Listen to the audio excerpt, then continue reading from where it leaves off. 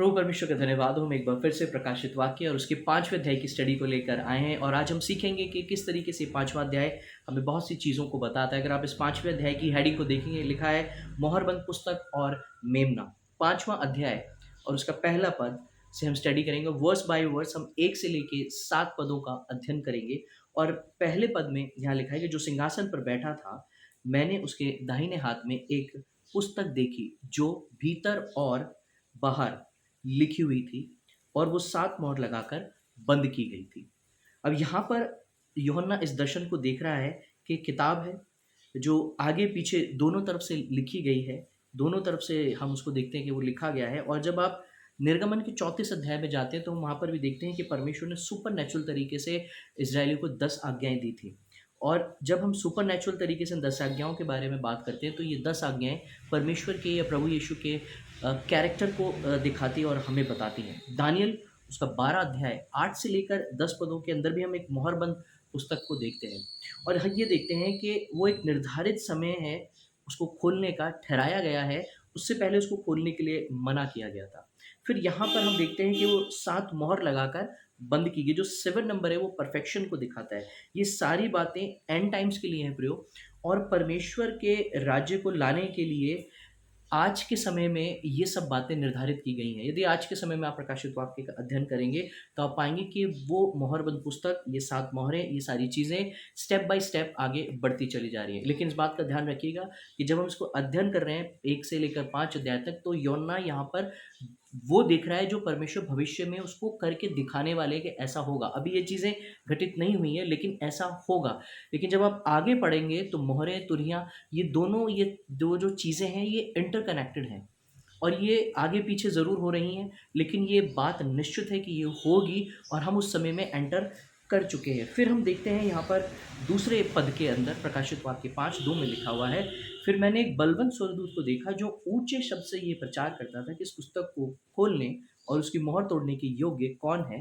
तीसरा पद भी हम ले लेते हैं, परंतु ना स्वर्ग में, ना पृथ्वी पर, ना पृथ्वी के नीचे कोई उस पुस्तक को खोलने या उस पर दृष्टि डालने के योग्य निकला।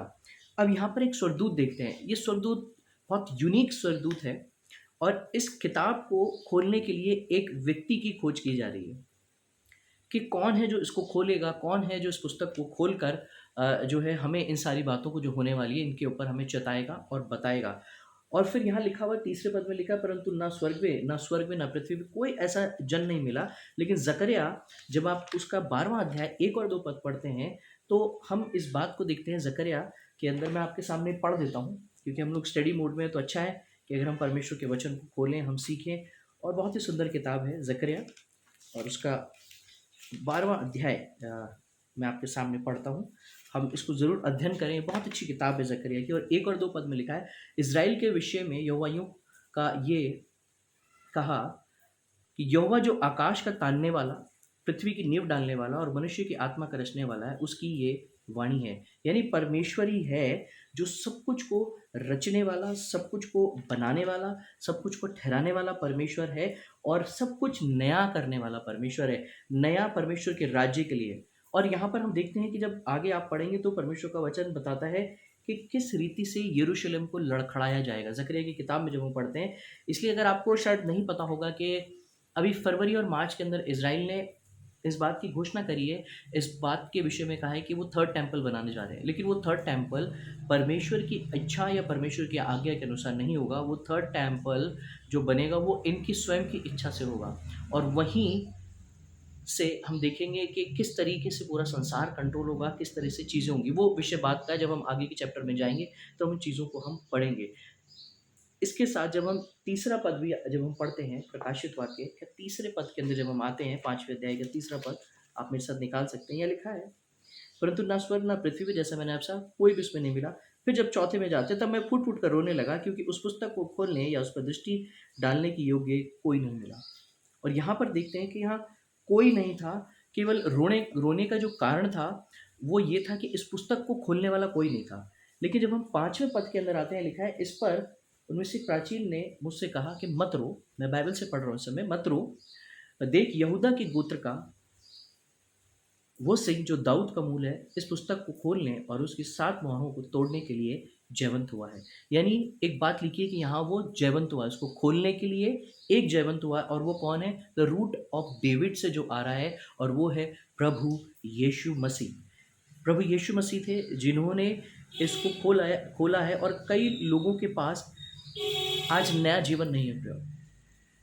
किंगडम ऑफ गॉड में जब हम यहाँ बात कर रहे हैं कि यहाँ कोई नहीं है, किंगडम ऑफ गॉड के अंदर यदि आपको प्रवेश करना है तो सबसे इंपॉर्टेंट है हमें परमेश्वर के राज्य के लिए योग्य बनना है। और यहाँ योग्य केवल एक था और वो थे प्रभु यीशु मसीह, क्योंकि वही मृत्यु में से जयवंत हुए। यीशु मसीह ने हमारे पापों के लिए अपना कफारा दिया, अपने अपने प्राणों को दिया। और केवल जब वो देखते हैं कि हाँ एक है जो इस पुस्तक की मोहरों को या जो ये बंद पुस्तक है इसको खोल सकता है, और वहाँ लिखा है कि मत रो, रोना नहीं है, क्योंकि यीशु मसीह जो मृत्यु में से जयवंत हुआ है वो इसको खोलने के योग्य है। छठी वर्ष में लिखा हुआ है, तब मैंने उस सिंहासन और चारों प्राणियों और उन प्राचीनों के बीच में मानो एक वध किया हुआ मेमना खड़ा देखा। उसके 7 सींग और 7 आंखें थी। ये परमेश्वर की सातों आत्माएं हैं जो सारी पृथ्वी पर भेजी गई हैं। अब यहाँ क्या था? मेमना यानी वो फंसे का मेमना, छुड़ाने वाला, यानी परमेश्वर ने जो यीशु मसीह को एक असाइनमेंट दिया था, उस असाइनमेंट को प्रभु ने इस पृथ्वी पर पूरा किया और उस असाइनमेंट को पूरा करके रिडेम्पशन यानी छुटकारे का काम करा। जिन्होंने यीशु मसीह के बारे में सुना, उसके राज्य के लिए अपने आप को दिया, उसके लिए अपने आप को दिया, तब वो जो छुटकारे के द्वारा उसके राज्य के अंदर प्रवेश कर रहे हैं। अब यहाँ पर 7 सींग की बात आती है। 7 सींग इसका अर्थ उद्धार से है। मेढ़े के सींगों में जब आप देखते हैं उनमें शोफार बनती थी। मेढ़े के जो सींग थे उससे शोफार बनाई जाती है। शोफार जो है यहूदी लोग बनाते थे। रेवलेशन 1:10 के अंदर आप इसको देखेंगे।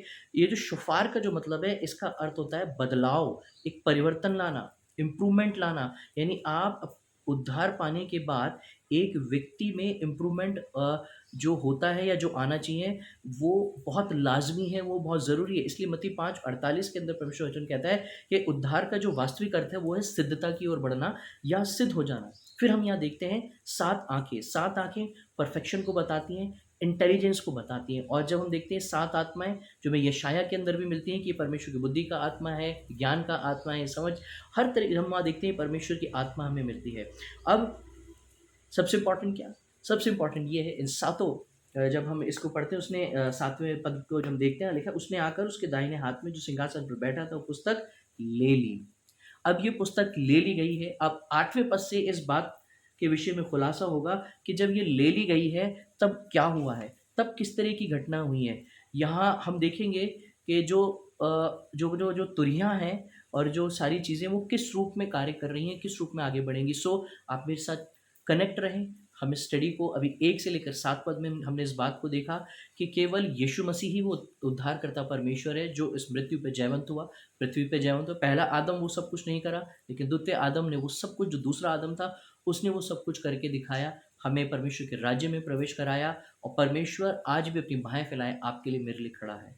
इसलिए हम सबको जागने की ज़रूरत है, प्रभु के साथ कनेक्ट हो। इसलिए अपने जीवन में प्रार्थना, वचन और संगति, इन तीनों को बना के रखें, इन तीनों के साथ अपने आप को आगे बढ़ाएं। प्रभु आप सबको आशीष दे। मिलते हैं नेक्स्ट पार्ट 2 में, अध्याय 5 के। प्रभु आपको आशीष दे। Thank you.